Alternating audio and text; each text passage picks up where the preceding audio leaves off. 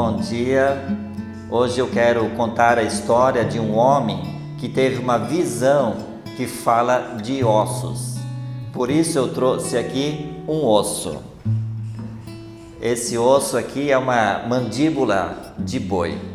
Esse osso não tem mais vida, está seco, está morto, até tem um certo mau cheiro.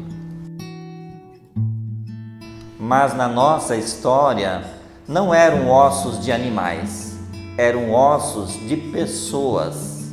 Tinha um vale de ossos secos. Quem teve essa visão é o profeta Ezequiel. E essa visão, essa história está registrada em Ezequiel, capítulo 37, versículo 1 a 14. Na visão, a mão do Senhor veio sobre ele, Ezequiel, e o Espírito do Senhor o levou a um vale de ossos secos. Ele andou ao redor deles e fez uma pergunta: será que esses ossos podem reviver? Então Ezequiel respondeu: Senhor Deus, tu o sabes. Em seguida o Senhor pediu para Ezequiel profetizar, dizendo-lhes, versículo 4: ossos secos, ouçam a palavra do Senhor. Versículo 5: farei entrar em vocês o Espírito e vocês viverão. 6: porei tendões sobre vocês, farei crescer carne sobre vocês e os cobrirei de pele. Porei em vocês o Espírito e vocês viverão. Ezequiel profetizou e de repente um ruído, um barulho de ossos se juntando. Os ossos foram cobertos de tendões, de carne e pele, mas não havia neles o Espírito. Então o Senhor ordenou para que profetizasse: venha dos quatro ventos, ó Espírito, sopre sobre esses mortos para que vivam. Ezequiel profetizou e o Espírito entrou neles, e eles viveram e se puseram em pé. Depois o Senhor disse a Ezequiel que esses ossos secos são o povo de Israel. Israel tinha sido exterminado, haviam perdido a esperança. No versículo 12, o Senhor pediu a Ezequiel para profetizar que iria tirá-los daquele lugar e levá-los de volta à terra de Israel. E por fim, o Senhor lhe prometeu, no versículo 14: porei em vocês o meu Espírito, e vocês viverão. Eu os estabelecerei na minha própria terra. Esta foi a visão que o Senhor deu a Ezequiel em relação ao povo de Israel. Eu quero agora lhe convidar para refletir sobre esse texto.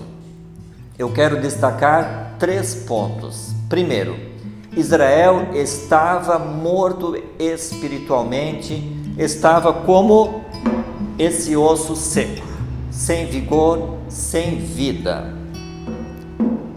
O versículo 11 diz que o povo havia perdido a esperança, havia sido exterminado. Eu acredito que nós também muitas vezes somos iguais ao povo de Israel. Perdemos a vontade de orar, de estudar a palavra, de se reunir com o povo de Deus. Cada vez menos as mensagens gravadas, por exemplo, são acessadas. A maioria dos grupos de estudo bíblicos da nossa paróquia estão numa sequidão só, quase mortos. Pouquíssimas pessoas estão voltando ao modo presencial. Parece-me que perdemos o amor pelas coisas de Deus? Não sei. Segundo ponto, é nessas circunstâncias que o Senhor pediu ao povo apenas uma coisa. Não era algo tão sobrenatural, era algo simples, mas difícil para o povo. E a ordem era: ouçam a palavra do Senhor. Eu já ouvi várias pessoas dizendo nesse tempo de pandemia que as mensagens virtuais já estão um tanto saturadas. Com isso, nós deixamos de ouvir a palavra. Temo que no modo presencial estamos no mesmo caminho. O que Deus queria do povo de Israel é o mesmo que quer de nós hoje, que ouçamos a palavra do Senhor.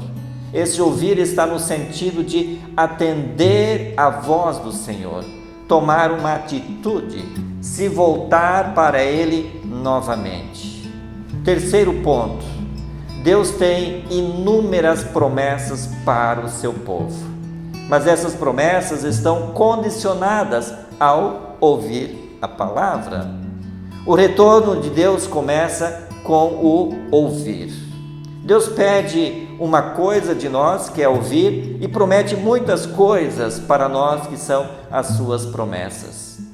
Veja as principais promessas em nosso texto. Versículo 5: farei entrar em vocês o Espírito. Versículo 6: porei em vocês o Espírito. Versículo 12, pela terceira vez: porei em vocês o meu Espírito. E a segunda promessa: e vocês viverão. Está lá no versículo 5, 6 e 12. 3 vezes fala de que esse povo voltaria a viver. A terceira promessa: porei tendões. Versículo 6. Significa conectar os músculos aos ossos, dar força, dar equilíbrio. A quarta promessa: farei crescer carne, versículo 6, que significa revestir e sustentar seus tendões e músculos. A outra promessa fala: cobrirei de pele, no versículo 6, significa revestir e proteger contra agressões externas. A outra promessa fala: abrirei as sepulturas, no versículo 12, significa ressuscitar o que está morto. Outra promessa: farei sair delas, das sepulturas, no versículo 12, significa voltar para uma nova vida. A outra promessa fala 2 vezes, no versículo 12 e versículo 14: os levarei de volta à terra de Israel, eu os estabelecerei na sua própria terra. Contextualizando essas promessas para a nossa realidade, Deus tem todo o poder para fazer em nós o que nos é impossível, que aos nossos olhos não tem mais solução. Algumas das promessas são para esta vida aqui na terra e outras se referem ao juízo final.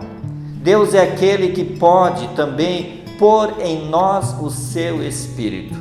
Assim como os discípulos no dia de Pentecostes foram cheios do Espírito Santo, nós também hoje podemos experimentar o poder e ser cheio do Espírito Santo. Através da fé em Jesus, nós passamos da morte para a vida, já aqui nesta vida, mas também na vida eterna. Ele também pode nos cobrir com a sua força, nos sustentar na vida de fé, dando-nos equilíbrio espiritual. É Ele que pode nos revestir com a sua graça e nos proteger de todo o mal. Jesus é aquele que promete abrir as sepulturas, nos ressuscitando e nos levar a vivermos uma vida com Ele para sempre. Por natureza, nós estamos mortos espiritualmente em nossos pecados, condenados ao inferno, sem condições de vida. Mas Deus vem ao nosso encontro através da sua palavra, nos convidando para ouvi-la. Ele tem várias promessas de salvação, de restauração, de vida abundante. E eu quero deixar para vocês 3 perguntas para refletir. A primeira: você reconhece que está morto espiritualmente em seus pecados, como um vale de ossos secos? Segunda pergunta: você está disposto para ouvir a palavra de Deus no sentido de obedecê-la? E a terceira e última pergunta: você já experimentou e creu nas promessas de Deus? Eu lhe convido para ouvir uma música que será conduzida pelo grupo Sal da Terra. Façamos dessa música a nossa oração. E com ela também eu termino essa gravação, desejando a você e a sua família um abençoado domingo de Pentecostes. Até uma próxima. Obrigado.